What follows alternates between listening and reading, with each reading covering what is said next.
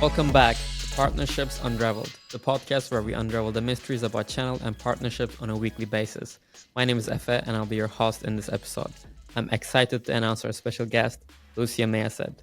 How are you doing, Lucia? I'm very good, thank you. How are you? I'm doing great, thank you for asking. And for those who may not be familiar with who you are, Lucia, could you give us an introduction? Who are you? Why should people listen to you? 100%. My name is Lucia. I am currently the Director of Partnerships and Alliances for a FinOps organization. Have been in the field for quite a few years. And why should people listen to me? Well, I think we all have our own perspectives on things, right? In the partnerships, mainly because it really, one side doesn't fit all. If you're looking for a different perspective, then, this would be the place. Thank you for that. I love it. And that's also the reason why we host this podcast to get people with different perspectives, people who have been on the channel for a long time, and get them to share their experiences, their knowledge, their wisdom with the rest of the community. 100%.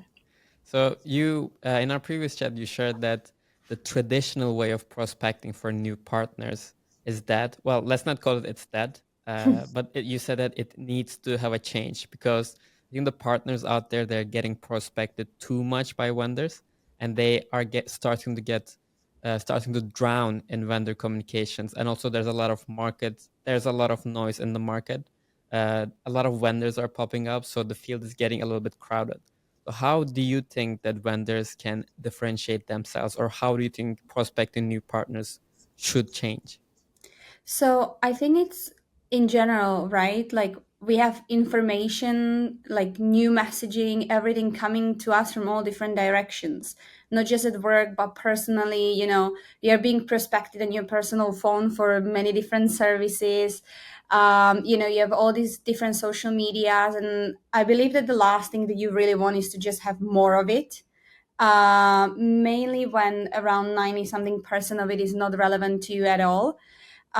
So how the way I look at it is, in general, in prospecting is, first of all, I think we need to stop rushing into things. We need to stop doing things just for the sake of doing it, in partnerships or even in sales. Like we all have our targets, sometimes more realistic than other times. And oftentimes this gives us like, you know, it kind of like pushes us to do things like quickly rather than pausing and trying to really build a strategy and trying to really understand why we want to prospect and who do we want to prospect rather than doing it on masses. You have also different prospecting tools that allow you to do it like almost with no touch. You build one message and it goes, it's blasted everywhere, and then maybe I'll be able to get somebody to answer me. But we really need to understand that people are just really swamped from all different angles. So the way I look at it is always, first of all, understand why you want to prospect a company specifically before even diving to the people, right, in the company. Read their website and try to understand in which geolocations do they operate, or where do they focus. Maybe it's not even aligned with your priorities or with the priorities of the company. Understand exactly, for example, in FinOps, if you are offering, if your solution is cloud agnostic and they only offer solutions on, let's say, AWS, how high priority is it for you? Because you won't be able to cover all cloud providers, right? Really try to understand, see who are their customers, what type of challenge did they basically solve for the customers. Really get to know them. Take the additional 15-20 minutes, but that will allow you to establish whether or not you really want to pursue this organization.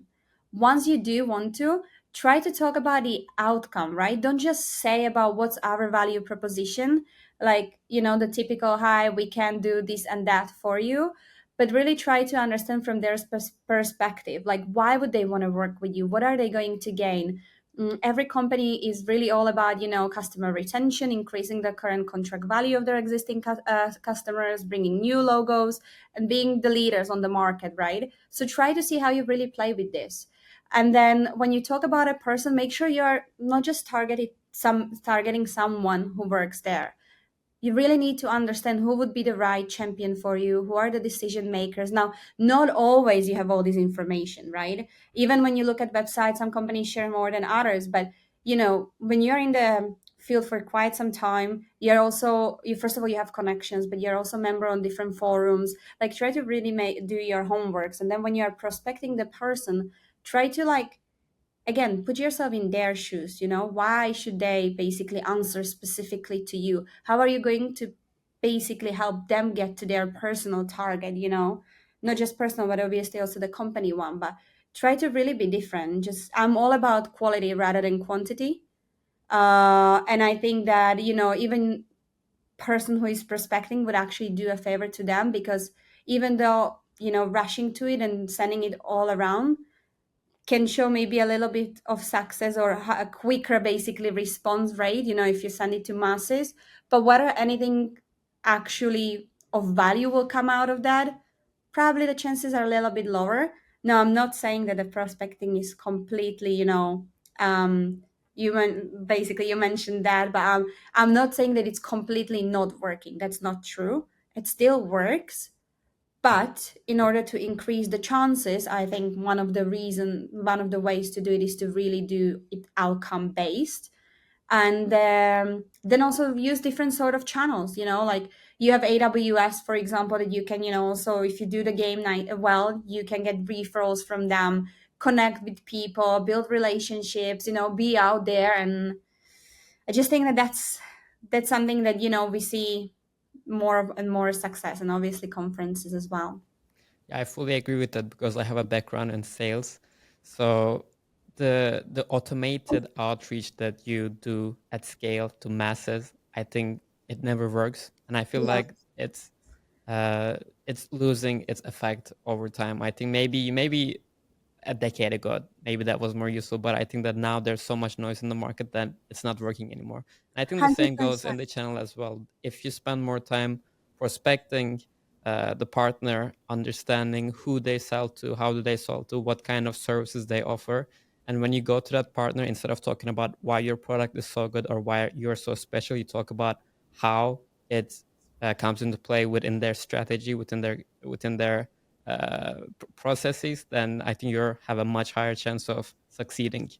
Uh, Lucy, I want to jump to another topic. You have both experiences in the cybersecurity channel and the FinOps channel. You previously led the channel practice and programs at Checkpoint. You worked at FinOps organizations like Zesty, ScaleOps.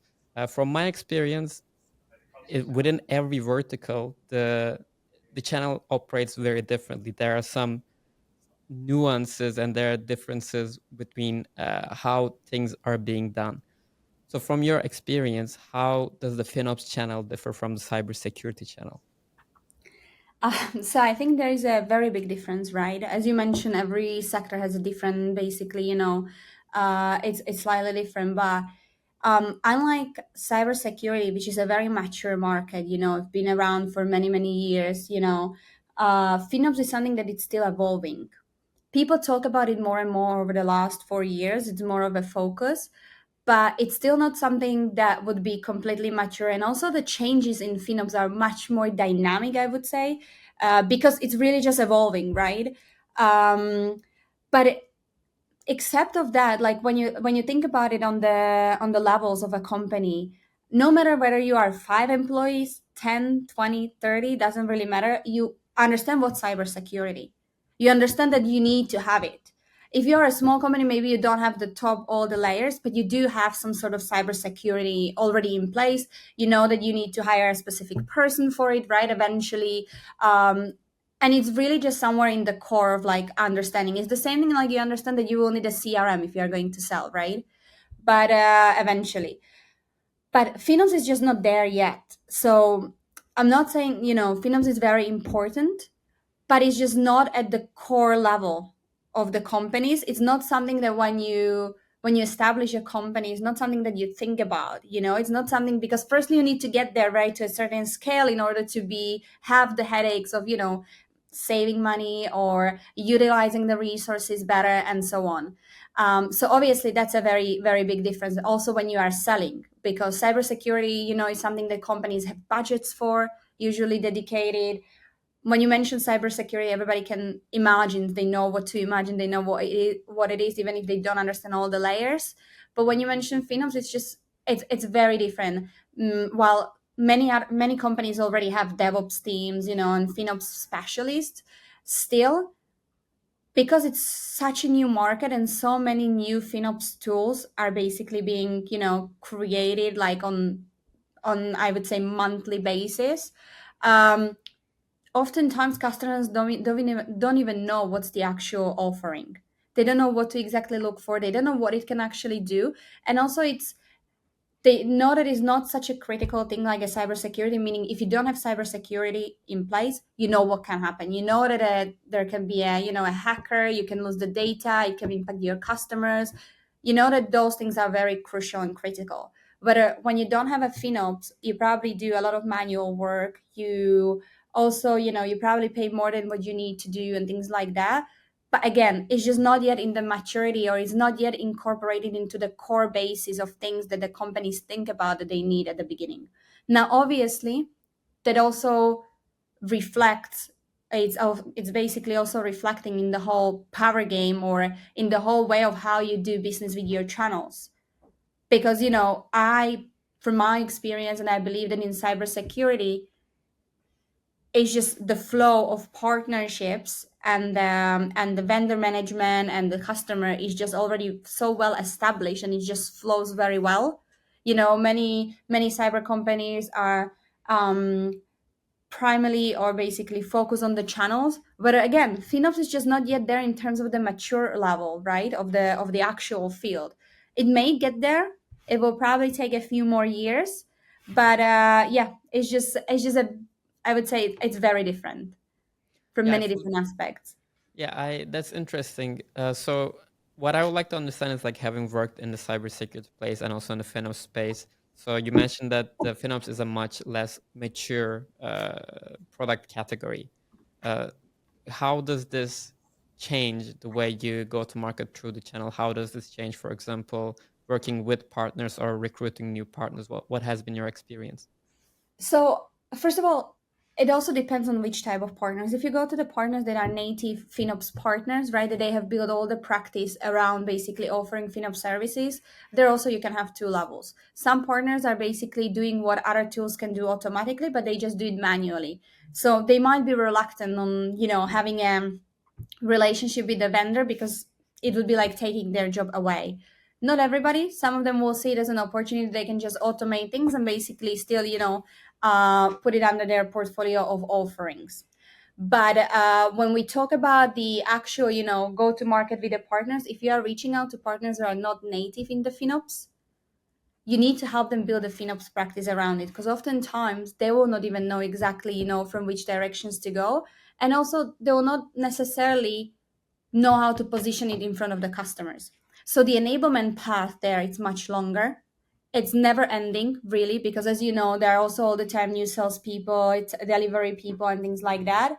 So it's just a very different way of approaching it. You will have to invest so much more effort, so much more energy, more materials in order to basically gain something back than what it would be if you were in cyber. You know, it's just a lot of enablement on that end.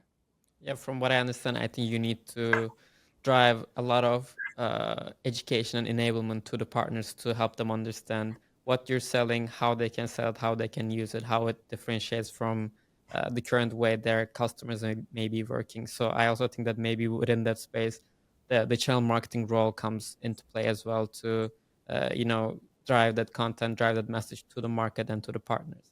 Yeah, In our and previous, yeah, just one last thing, that also, if you think about it from the partner's perspective, if you're a partner who, for example, an MSP, and wants to offer services in different fields, right? Cybersecurity is the field that he will definitely offer services in, because it's a must. It's really, you have to have it.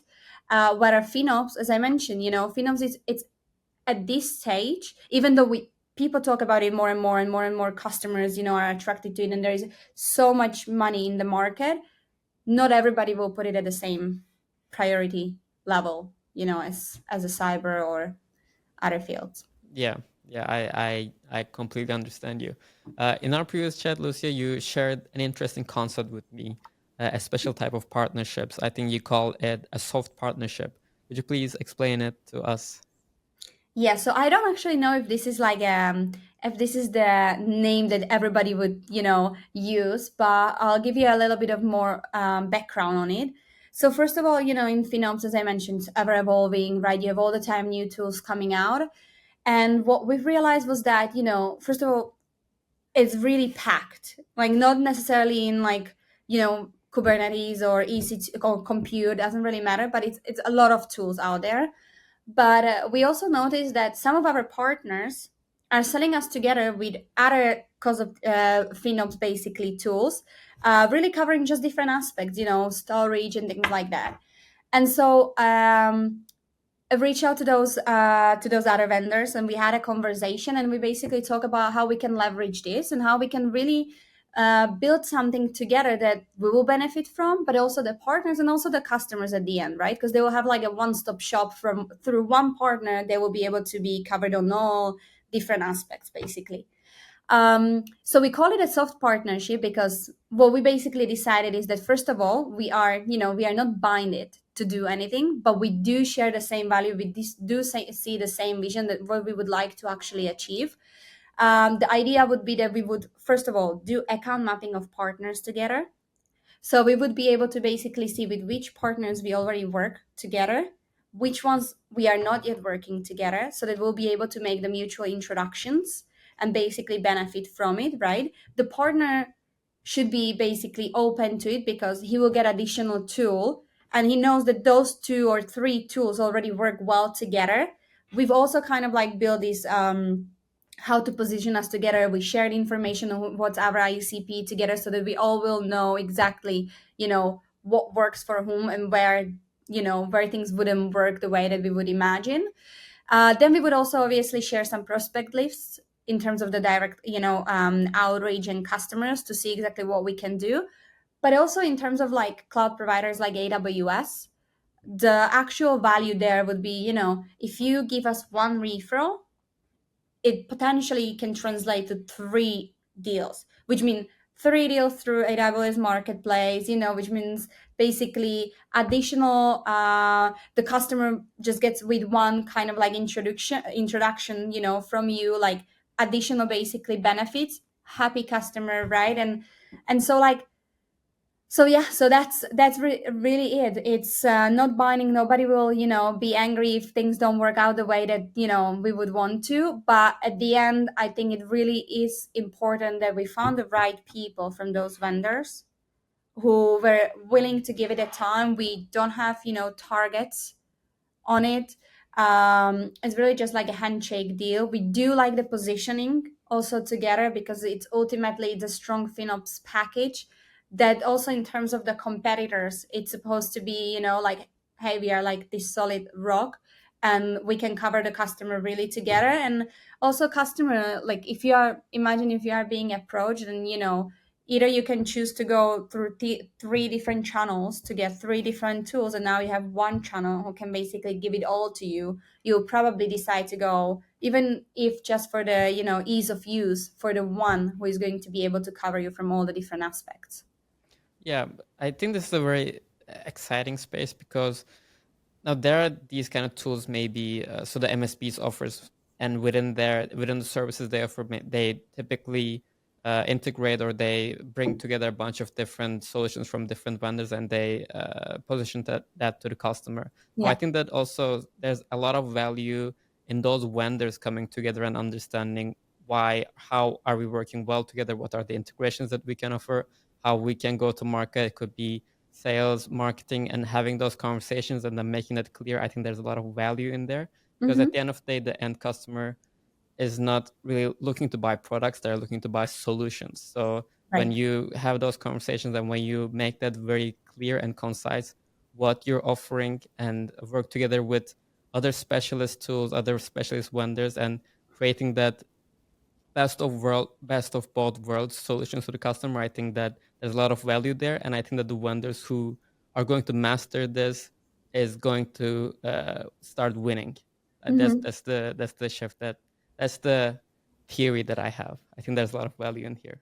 I think you're uh, 100% right. It's all connected with the prospecting, with the way where we are going, right? So I definitely see a value in it, and people need to start, Not that they are not, but people need to really start to try to look at things more holistically and see eventually we all want to have happy customers, we all want to have happy partners.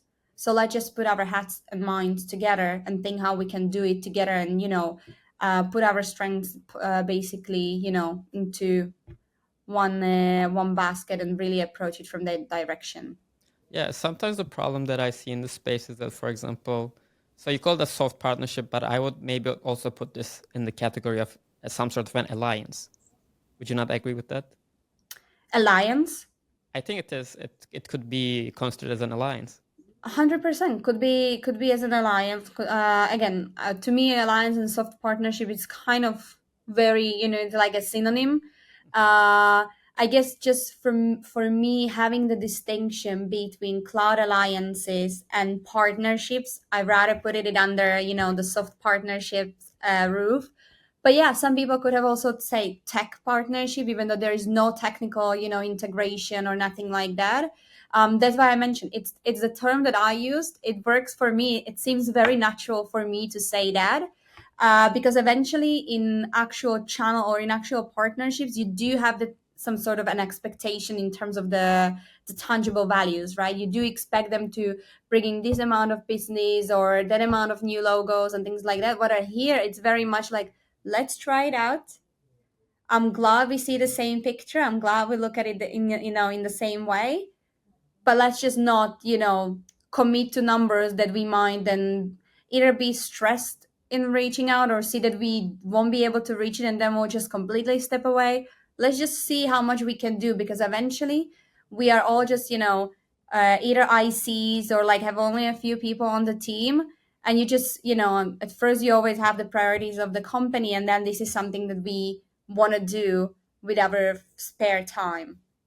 Yeah, I really like that because I think a lot of partnerships start with a lot of excitement, and then once you are not able to see the numbers, then that excitement fades away. I think it's always good to start maybe small, take little steps, and Yeah. then along the way maybe start adding those targets when things start becoming a little bit more mature. So, Lucia, we're all familiar with the 80-20 rule, and we often discuss it on this podcast. And also in our previous chat, we discussed how the partnership space is uh, changing very fast and it's very unpredictable. So, for example, a partner who generates the most in one quarter can suffer miserably in the next quarter. So, what is your take on the unpredictable nature of partnerships, and maybe how does this influence the way you make decisions and you structure your partnerships and your channel? A very good question. So first of all, I think that it's not just the partnerships and businesses that are changing, because really like the speed that we work at today, it's not something that has ever been done in the past, right? No, but in no age have ever people worked so fast, and not just work, but also like businesses acquire other businesses, then businesses close, then businesses change name, then pivot, then like so many things are happening. And on top of that, we also have more and more millennials basically working in companies on a higher positions, which obviously also changes a lot of those things, or influence them, because um millennials itself themselves basically, we I feel like it's a generation that, first of all, we are also post covid, right, when everybody just became the world, the culture, work ethics, everything changed. But I think that basically the balance between work and life, or the line, is blurred, because of the way we live, we basically work 24/7, right? Everybody who is in the tech space, and that way we can see that the work life is really interconnected. It's not just bringing work home, but it's also bringing home back to work. And we can see that also on linkedin, right? We see more and more personal posts, and I think it's amazing, and I think it's really great. And the reason why I think it is because it really, we are one person, but we are basically, we have those two parts, work and basically home life, that they need to be basically you know placed together on the table. So in terms of the 80-20 rule and how everything is changing and how to prepare for it, I think it's part of our culture of how we basically work. We want to get connected to people. We don't want just we don't just want to jump on a business call and talk only about business. Yes, it's great to get to the bottom line and to talk, business stuff, but take the additional 5 minutes at the beginning of the call or at the end of the call, or 10 minutes, get to know the person on the other side. Once you have a relationship that is working, or you're just starting to basically onboard them and work it through, get to know them. Why? Because the moment you connect with a person, you feel also more, how would I say it? You also want to make sure that the relationship succeeds. You believe in it more, and you want to give to it more. And then imagine if you are on just a business call and somebody knows that the company is going through some internal changes that you as a partner manager need to be aware of in order to plan your next couple of quarters, but also in order to basically communicate it internally to your manager or to the CEO, so that you can align the expectations. If you don't know that information, there's going to be a big misalignment, and then you can just wonder like, oh, why my champion is not telling me, or why we see that there is a decline. But if you have that connection, the person is going to feel much more comfortable with sharing with you such things. And not only comfortable, they will feel in a certain way obliged, to basically tell you that, because they you matter for them. They respect you. They care about you as well, because you've established something. So they can tell you, about things that are, heads up, we were just acquired, we probably won't be, of a use for the next 3 quarters until things settle. Or even if the champion is about to leave their job, make sure we have additional champion for you. Like, it's also not going to work 100% and in all cases, right? But I'm just saying that it's not just anymore about businesses changing, but it's also about the people that are working for companies and in which positions. And we need to understand that it has a cultural, or it basically has an impact overall.